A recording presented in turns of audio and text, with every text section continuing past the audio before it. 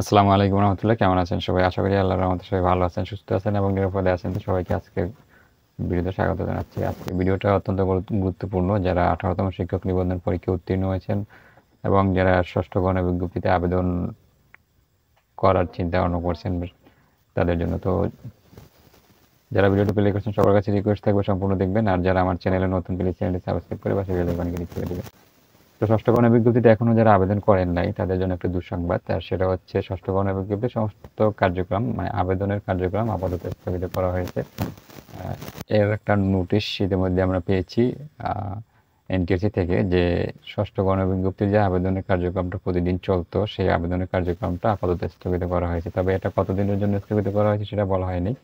আর কেন স্থগিত করা হয়েছে এর বিষয়ে যেটা জানা গেছে সেটা হচ্ছে যে কারিগরি ত্রুটির কারণে এবং রক্ষণাবেক্ষণের কারণে হচ্ছে এই আপাতত আবেদন প্রক্রিয়াটা বন্ধ করে রাখা হয়েছে।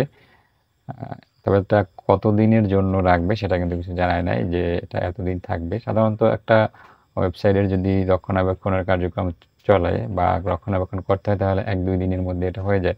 অনেক সময় দেখা যায় যে রাত 12টার পরে আবেদন মানে কার্যক্রম বন্ধ রাখে, আবার সকাল 9টা-10টায় এটা আবার চালু করে দেয়। কিন্তু এখানে এরকম কিছু হয় নাই, যে বলা হয়েছে যে পরবর্তীতে যখন এটা চালু করা হবে তখন আবার নোটিশের মাধ্যমে সবাইকে জানিয়ে দেওয়া হবে যে কবে থেকে আপনারা আবার আবেদন করতে পারবেন। তো আপাতত হচ্ছে আবেদন আর করা যাচ্ছে না আজকে থেকেই, এবং কবে এটা আবার শুরু হবে সেটা কিন্তু বলা যাচ্ছে না। তো এখানে যারা আবেদন করবেন বা আবেদন করতে চাচ্ছেন তাদের হতাশ হওয়ার কিছু নেই। যদি ওয়েবসাইটটা অনেক দিন বন্ধ থাকে, মানে 3-4-5 দিন, তাহলে দেখা যায় যে আবেদনের যে ডেটটা আছে বর্তমানে 10 তারিখ পর্যন্ত, এই ডেটটা পরে পরিবর্তন করা হবে।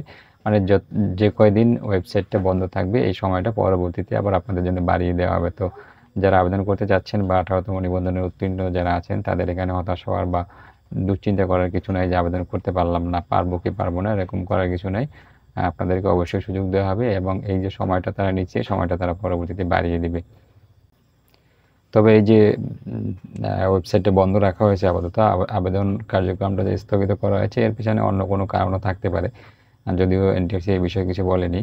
আমরা জানি আজকে হাইকোর্ট থেকে একটি নির্দেশনা দেওয়া হয়েছে এনটিআরসিকে, তারা এটার বিরুদ্ধে আবার আপিল করবেন। তো সেই আপিলে কি হয় না না হয় সেটা হচ্ছে পরের বিষয়। তো এই সমস্ত অন্য কোনো কারণও থাকতে পারে এটা বন্ধ করে দেওয়ার জন্য। তবে আপাতত যেহেতু এনটিআরসি জানিয়েছে যে কারিগরি ত্রুটি এবং রক্ষণাবেক্ষণের জন্য এই আপাতত আবেদন প্রক্রিয়াটা বন্ধ আছে, তো আমাদেরকে সেটা মানতে হবে যে কারিগরি ত্রুটির কারণে এটা বন্ধ আছে।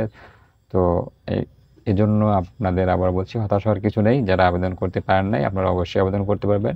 আর যে সময়টা এখন লঞ্চ হবে বা যে কয়দিন ওয়েবসাইটটা বন্ধ থাকবে সেটা পরবর্তীতে সময় বাড়িয়ে দেওয়া হবে। তো যাই হোক, সম্মানিত ভিউয়ার্স, এই ছিল হচ্ছে আপনাদের জন্য আমার আজকে ভিডিও। শেষ করছি এর সাথে। ভিডিও ভালো লাগলে লাইক কমেন্ট শেয়ার করবেন। সবাই ভালো থাকবেন, সুস্থ থাকবেন এবং নিরাপদে থাকবেন এই প্রত্যাশায়। আল্লাহ হাফেজ।